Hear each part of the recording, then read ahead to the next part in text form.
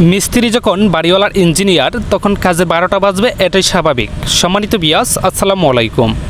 দেশ ও প্রবাস থেকে নিয়মিত যারা আমাদের ভিডিওগুলো দেখছেন তাদের আন্তরিক শুভেচ্ছা অভিনন্দন। আসলে একটা বাড়ি নির্মাণের পূর্বে অনেকেই বুঝেন না যে ইঞ্জিনিয়ার কী গুরুত্ব রয়েছে বাড়িতে এবং ভালো কন্ট্রাক্টর দ্বারা কেন কাজ করাবেন। যদি আপনি এই ভিডিওটি শেষ পর্যন্ত দেখেন তাহলে বুঝতে পারবেন যে ইঞ্জিনিয়ার ছাড়া বাড়ি নির্মাণ করলে কাজের কীরকম 12টা বাজতে পারে আর কন্ট্রাক্টর আপনাকে কীভাবে 12টা বাজিয়ে দিতে পারে। আসলে একটা ইঞ্জিনিয়ার হয়তো কয়েক হাজার টাকা নেবে, কিন্তু একটা কন্ট্রাক্টর আপনার কয়েক লক্ষ টাকার ক্ষতি করে ফেলবে।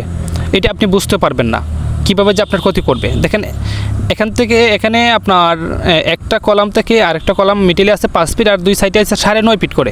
টোটাল জায়গা হচ্ছে আপনার 25 ফিট।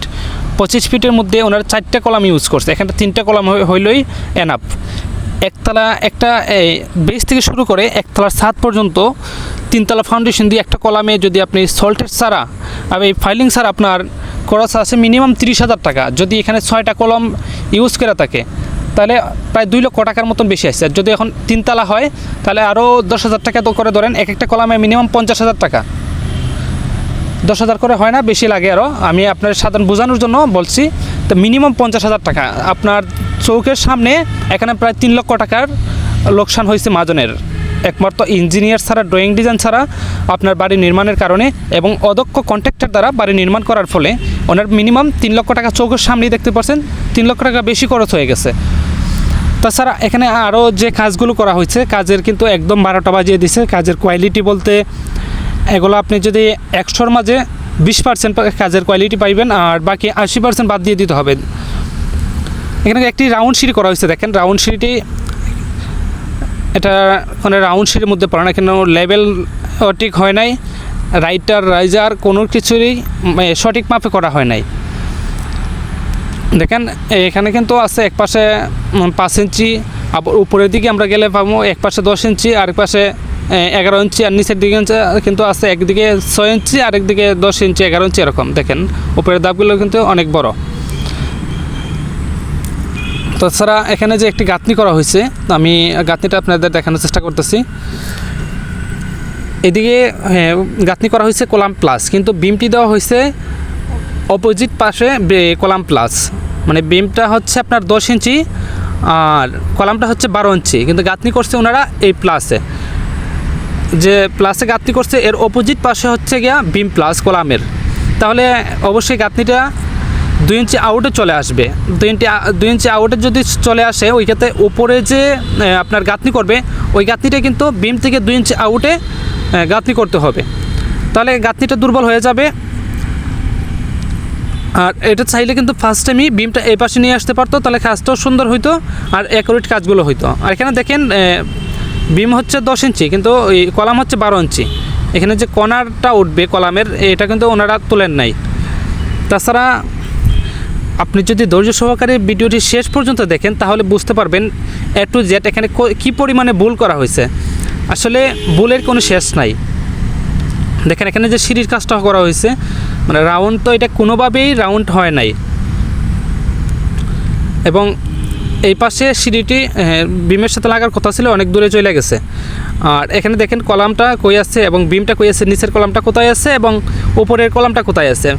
বিম থেকে আরও 2 ইঞ্চি ভিতরে চলে গেছে উপরের যে কলামটা আছে, নিচের দিকে কিন্তু কলামটা বিম প্লাস। যদি আমরা উপর থেকে সিঁড়িটা দেখানোর চেষ্টা করি, দেখেন সিঁড়িটা রাউন্ড কোনোভাবেই রাউন্ড মিলে নাই, লেভেল হয় নাই। যদি এটার মধ্যে অ্যাকুরেটভাবে টাইস করতে হয়, কোনোভাবে অ্যাকুরেটভাবে টাইস করতে পারবো না, এই সিঁড়িটা ভেঙে ফেলতে হবে। এক কথায় সিঁড়িটা হয় নাই, এটা ভেঙে ফেলতে হবে। আপনার দেখেন সিঁড়ির রাউন্ডও হয় নাই এবং লেভেল তো কোনোভাবে হয় নাই, রাইজারের কোনো মাপ সঠিক নাই। উপরের দিকে দাব দেখেন এক পাশে আছে 10 ইঞ্চি, সেম নিচের দিকে যদি আপনি যান এখানে পাইবেন 5 ইঞ্চি করে, তাহলে অনেকটাই ব্যবধান হয়ে গেছে। মানে সিঁড়ির যদি আপনি হিসাব করেন এটা 100-র মধ্যে 0% হয়েছে, মানে এক কথায় এটা মানুষই না। যদি উপরে আমি অন্যান্য কলামগুলো আপনাদের দেখানোর চেষ্টা করি যে উপরে ওনারা কি করছে, তাহলে বুঝতে পারবেন যে কাজের কিভাবে 12টা বাজাইছে। এই পাশে যে কলামগুলো টানা হয়েছে দেখেন এই যে বিম থেকে আরও 2 ইঞ্চি ভিতরে নিয়ে আসছে, এই যে বিম থেকে 2 ইঞ্চির মতন ভিতরে চলে গেছে, মানে নিচের যে কলাম থেকে উপরের কলাম 2 ইঞ্চি ভিতরের দিকে চলে গেছে।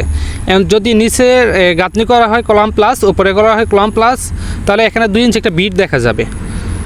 ওনার এটা হচ্ছে গিয়া একদম প্লাস, যখন উপরের তলা এবং নিচ তলা গাঁথনি করবে প্লাস আছে ওইটা, তো প্লাস্টার করলে পরে কোনোভাবে এটা মিলবে না। দেখেন এখানে কিন্তু 2 ইঞ্চি ভিতরের দিকে চলে গেছে এই কলামটা, কারণ উপরের গাঁথনি থাকবে 2 ইঞ্চি আউটে এবং উপরের গাঁথনি 2 ইঞ্চি ভিতরে এবং বাহিরের নিচের যে গাঁথনিটা আছে এটা 2 ইঞ্চি আউটে চলে যাবে।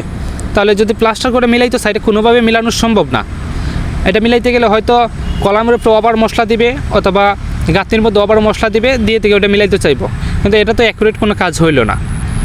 আসলে বাড়ি নির্মাণের পূর্বে আমি বারবার বলি, ভালো কন্ট্রাক্টর দ্বারা কাজ করানোর চেষ্টা করেন এবং ভালো ইঞ্জিনিয়ার দ্বারা ড্রয়িং ডিজাইন করে ড্রয়িং অনুসারে কাজগুলো করানোর চেষ্টা করেন। হয়তো আপনার কিছু টাকা খরচ হবে, তবে আপনার হয়তো কয়েক হাজার টাকা খরচ হবে, আপনি কিন্তু কয়েক লক্ষ টাকা থেকে বেঁচে যাবেন। আপনি যদি ইঞ্জিনিয়ার ছাড়া বাড়ি নির্মাণ করেন, ওই ক্ষেত্রে আপনার কয়েক লক্ষ টাকার ক্ষতি হয়ে যাবে। কীভাবে ক্ষতি হবে আপনি এটা নিজেও বুঝতে পারবেন না। তো দেখেন এখানে যে বিমটা আছে 10 ইঞ্চি বিম, কিন্তু কলাম আছে 12 ইঞ্চি। কলামের কিন্তু এখানে যে কর্নারটা ছিল কর্নারটা ওঠে নাই। এই পাশে যতটা কলাম আছে প্রত্যেকটা কলাম 2 ইঞ্চি করে আউট করে ফেলছে। নিচের কলাম থেকে 2 ইঞ্চি ভিতরে নিয়ে গেছে উপরের কলাম। এখানে ওই অপোজিট পাশে যে কলামগুলো রয়েছে, অপোজিট পাশের কলামে কিন্তু সেম বলি করা হয়েছে, আপনার 2 ইঞ্চি ভিতরে নিয়ে গেছে। তো আমার ভিডিওটা যদি আপনাদের একটুও ভালো লাগে থাকে, একটুকু উপকার এসে থাকে, তাহলে অবশ্যই কমেন্ট করে জানিয়ে দিবেন এবং শেয়ার করে অন্যদের জানানোর চেষ্টা করবেন যে ইঞ্জিনিয়ার ছাড়া বাড়ি নির্মাণ করলে বাড়ির কী পরিণতি হতে পারে এবং কী পরিমাণে ব্যয়বহুল খরচ হতে পারে। যদি ভিডিওটা শেষ পর্যন্ত দেখেন তাহলে বুঝতে পারবেন যে ইঞ্জিনিয়ার ছাড়া বা ভালো কন্ট্রাক্টর ছাড়া আপনি কাজ করলে আপনার কাজের পরিণতি এমনটা হওয়াই স্বাভাবিক। দেখেন নিচের কলাম কোথায় এবং উপরের কলাম কোথায়, নিচের কলামের সঙ্গে উপরের কলামের বিন্দু পরিমাণ কোনো মিল নাই। এবং ছাদের রডে দেখেন এখানে ছাদের যে বোল করা হয়েছে, এই পাশে কিন্তু এই সাইড বোর্ড আছে, সাইড বোর্ডের সাথে লেগে রয়েছে উপরের যে রডগুলো মাঠাং দিচ্ছে তারা, এই রডগুলো কোনো ক্লিয়ার কভার নাই। তাছাড়া এখানে স্টেরাপ দেওয়ার কথা ছিল আপনার 14 ইঞ্চি, এখানে দেওয়া হয়েছে 12 ইঞ্চি। আসলে এই ভিডিওটা রেকর্ড করছে আমার একজন মিস্ত্রি, আমি পাঠাইছিলাম আপনার রাউন্ড সিঁড়ি করার জন্য। ওই জায়গা থেকে একটা রাউন্ড সিঁড়ি, উপরে তাহলে একটা রাউন্ড সিঁড়ি হচ্ছে, এটা আমাদের লোকের মাধ্যমে, এই জন্য ভিডিওটা করে আমার পাঠাইছে। আমি ভাবলাম যে ভিডিওটা আপনাদের উপকারে আসতে পারে, এই জন্য আমি আপনাদের সঙ্গে শেয়ার করলাম। তো দেখেন এখানে কিন্তু এই যে ক্লিয়ার কভার আপনার একটা বিমের মধ্যে নিচের দিকে 1.5 ইঞ্চি, উপর দিকে 1.5 ইঞ্চি, টোটাল 3 ইঞ্চি থাকে। তো আমাদের ছাদ এবং স্ল্যাব এবং বিমে টোটাল ডালাই হচ্ছে 17 ইঞ্চি। 17 ইঞ্চি হলে আপনার এখানে স্টেরাপের প্রয়োজন ছিল আপনার 14 ইঞ্চি, ওনারা দিচ্ছে 12 ইঞ্চি, 2 ইঞ্চি ছোট্ট হয়ে গেছে, এটা কোনোভাবেই মানুষই না। এবং কলামের মধ্যে 3টা জয়েন্ট একত্র করে দিছে বিমের।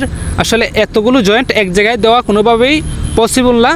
আর জয়েন্টগুলো থাকবে আপনার ল্যাপিং যে দেবে, ল্যাপিং একটার ওপরে আরেকটা থাকবে, কোনোভাবেই একটার পাশে আরেকটা দেওয়া যাবে না। একটার পাশে আরেকটা দেওয়ার ফলে এখানে সম্পূর্ণ গ্যাপটা ব্লক হয়ে গেছে। ওপর থেকে যদি কংক্রিট ডালার চেষ্টা করে তাহলে ভিতরের দিকে হানিকম থেকে যাবে, কোনোভাবেই সঠিকভাবে এই ডালাইটা হবে না। আর এতগুলো জয়েন্ট যদি এক জায়গায় থাকে তাহলে এটা দুর্বল হয়ে পড়বে। তো দেখেন এখানে ড্রপ পিন দিচ্ছে ঠিকই, কিন্তু ড্রপ পিন যেভাবে দেওয়ার কথা ছিল ওইভাবে দেওয়া হয় নাই। এখানে কিন্তু আর এই সেম ভুল করা হয়েছে, ডটের জয়েন্টগুলো এক জায়গাতে একত্রভাবে দিয়ে দিছে। অপোজিট পাশে আমি আপনাদের যেভাবে দেখেছি সেমভাবে। আমার ভিডিওটি যদি আপনাদের একটুকু উপকারে এসে থাকে অবশ্যই লাইক কমেন্ট শেয়ার করে জানিয়ে দিবেন। ধন্যবাদ।